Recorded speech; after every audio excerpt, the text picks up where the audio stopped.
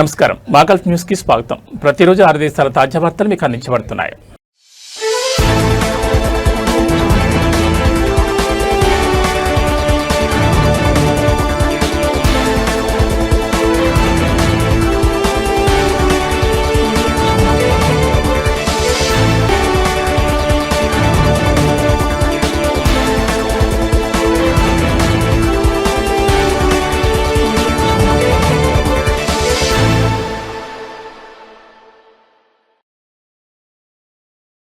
Sheikh Jaber అల్ అహ్మద్ సాంస్కృతిక కేంద్రంలోని ప్రసిద్ధ సంగీత ఫౌంటైన్ అద్భుతమైన సంగీత ప్రదర్శనలతో తిరిగి ప్రారంభం కానుంది.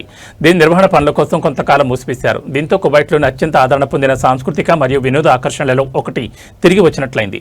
క్యాపిటల్ గవర్నర్ షేక్ అబ్దుల్లా సలేం అల్ అలీ, అమీర్ దివాన్ అండర్ సెక్రటరీ షేక్ అబ్దుల్ అజీజ్ ముషల్ అల్ ముబారక్ అల్ సబాహ సమక్షంలో పునః ప్రారంభోత్సవ కార్యక్రమం ఘనంగా జరిగింది. అక్టోబర్ 2016లో తొలిసారిగా ఈ కేంద్రాన్ని ప్రారంభించారు. కువైట్ ఒపేరా హౌస్ గా ప్రసిద్ధి చెందిన ఈ సాంస్కృతిక సముదాయంలోని అద్భుతమైన ప్రధాన ఆకర్షణకు ఫౌంటైన్ పునరాగమనం కొత్త శోభను చేకూర్చింది. రంగురంగుల లైటింగ్ ఎఫెక్ట్స్, లెజర్ షోలు, జాతీయ, అరబిక్, అంతర్జాతీయ బాణీలతో కూడిన సంగీత ప్రదర్శనల కారణంగా ఈ ఫౌంటైన్ చాలా కాలంగా సందర్శకులకు ఒక ప్రధాన ఆకర్షణగా నిలుస్తోంది.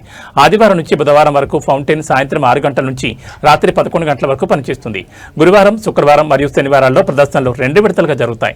మధ్యాహ్నం 1 గంట నుంచి 4 గంటల వరకు మరియు మళ్లీ సాయంత్రం 6 గంటల నుంచి రాత్రి 11 గంటల వరకు జరుగుతుంది. ఈ ప్రాజెక్టును తిరిగి ప్రారంభించడానికి సహకరించిన అమీరీ దివాన్ సిబ్బందికి, సాంకేతిక మరియు ఇంజనీరింగ్ బృందాలకు మరియు అన్ని సంస్థలకు ఈ కేంద్రం కృతజ్ఞతలు తెలిపింది.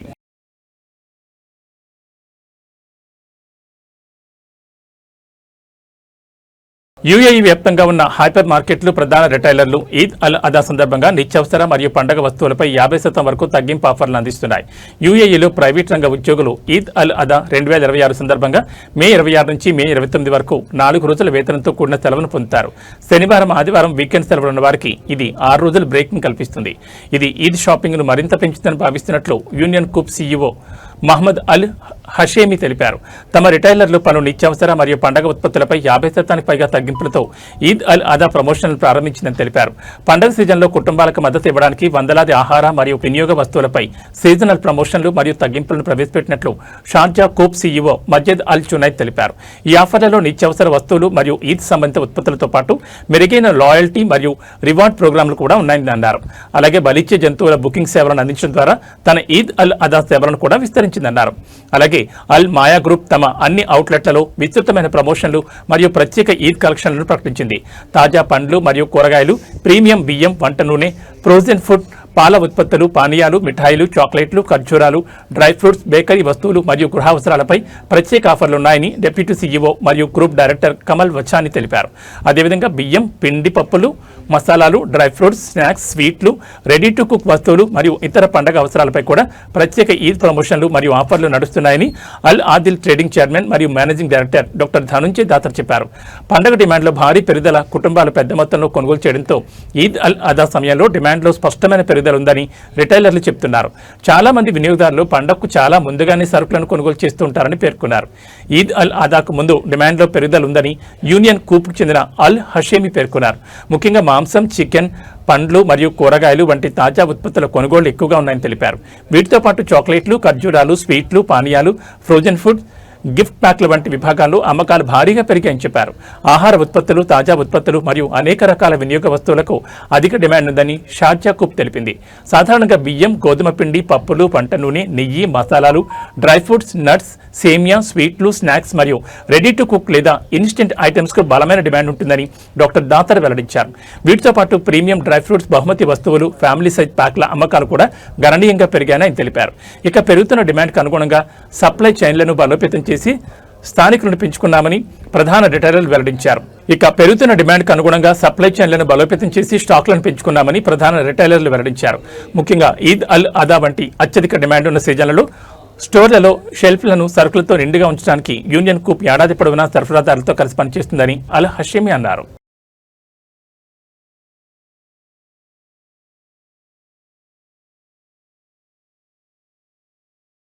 70 సంవత్సరాల సమాజ సేవ మైలురాయిని పురస్కరించుకుని ఇండియన్ లేడీస్ అసోసియేషన్ బహ్రెయిన్ ప్రతిష్టాత్మకమైన nightingales of Bahrain service award 2026ను ప్రకటించింది.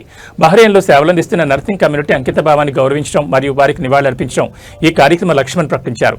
ఈ చారిత్రాత్మక వేడుకల్లో భాగంగా నర్సింగ్ వృత్తిలో 25 సంవత్సరాలకు పైగా అసాధారణమైన సేవను పూర్తి చేసిన వివిధ దేశాలకు చెందిన 70 మంది నర్సులను ఐఎల్ఏ బహ్రెయిన్ సత్కరించనుంది. అమెరికన్ మిషన్ హాస్పిటల్ సహకారంతో ఈ పురస్కార ప్రదానోత్సవాన్ని జూన్ 3న సాయంత్రం 6:30 గంటలకు ఆలీలోని కింగ్ హమద్ అమెరికన్ మిషన్ హాస్పిటల్లో నిర్వహించనున్నారు.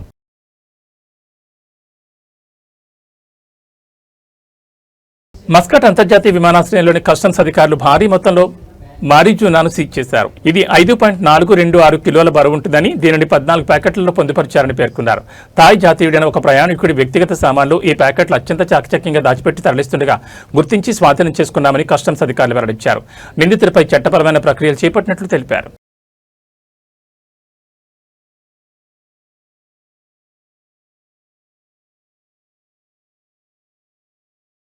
మిడిల్ ఈస్ట్లోని తాజా పరిణామాలపై సౌదీ యువరాజు మహమ్మద్ బిన్ సల్మాన్, అమెరికా అధ్యక్షుడు డొనాల్డ్ ట్రంప్ మరియు పలువురు అరబ్ నాయకులతో కలిసి ఒక జాయింట్ ఫోన్ కాల్ మీటింగ్లో పాల్గొని చర్చలు జరిపారు.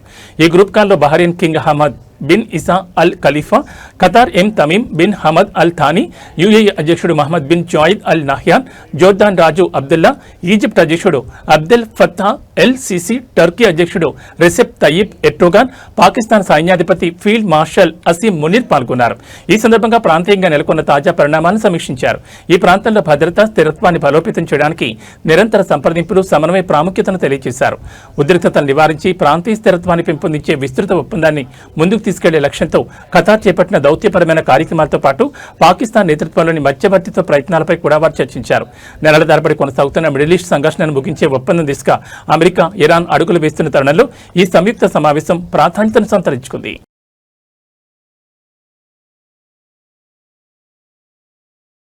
ఇవి మా కల్ట్ న్యూస్ విశేషాలు. మరో బులెటిన్లో మళ్ళీ కలుసుకుందాం. నమస్కారం.